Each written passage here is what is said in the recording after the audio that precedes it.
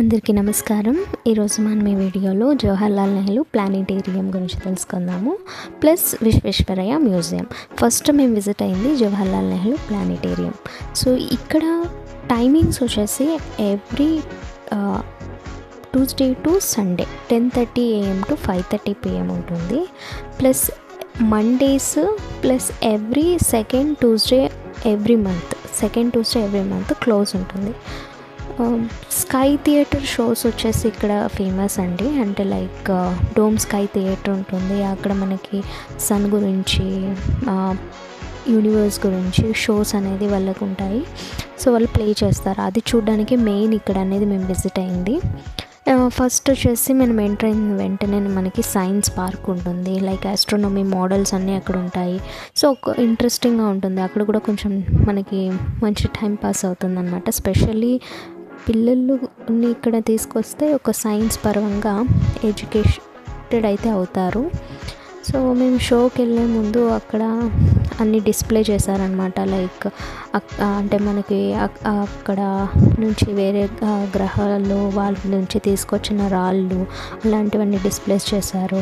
So ఎలాగుంటుంది ఏంటి అనేసి అన్నీ కొన్ని పిక్చర్ వైజ్ అక్కడ మెన్షన్ చేశారు ఇలాగా. సో అవన్నీ చూసాము. టూ షోస్ మేము ఎక్స్ప్లోర్ చేసామండి. లైక్ సన్ మళ్ళీ యూనివర్స్ గురించి.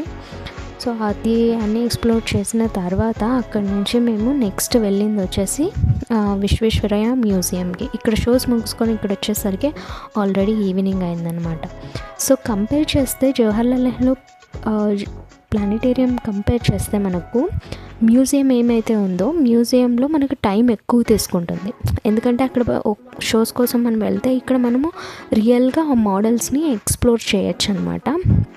సో మేమైతే ఇక్కడ వచ్చిన తర్వాత ఒక్కొక్కటి చూస్తుంటే లైక్ సైన్స్ గురించి సపరేట్గా, టెక్నాలజీ గురించి సపరేట్గా మెన్షన్ చేశారు. Like DNA, like human DNA ఉంటుంది అని. అంటే మనకి ఇప్పుడు మనం యూజ్ చేస్తున్నవన్నీ ఏమేమి ఉంటాయో లైక్ ఫుడ్ కావచ్చు, లేకపోతే టెక్నాలజీ కావచ్చు, రాకెట్స్ కావచ్చు, సైన్స్ అన్నిటి గురించి ఇక్కడ మనకైతే క్లియర్గా ప్రజెంట్ చేశారు. సో ఒక్కొక్కటి చూపించలేమండి మనము. సో మనకేంటంటే బెటర్ ఏంటంటే మీరు ఇక్కడ విజిట్ అయ్యి డీప్గా చెక్ చేయొచ్చు. మినిమం అయినా ఒక 3 to 4 hours మనకి టైం పడుతుంది ఇక్కడ ఒక్కొక్కటి మనం చూడాలి అంటే. But it's very interesting place. మనకు ఒక నాలెడ్జ్ అయితే వస్తుందన్నమాట ఈ మ్యూజియం విజిట్ అయిన తర్వాత. స్పెషల్లీ చదువుకునే పిల్లలకైతే ఇది చాలా యూస్ఫుల్ ఉంటుంది. సో వాళ్ళు ఫిజికల్ ఎక్స్పీరియన్స్ చేయొచ్చు. Thank you so much for watching.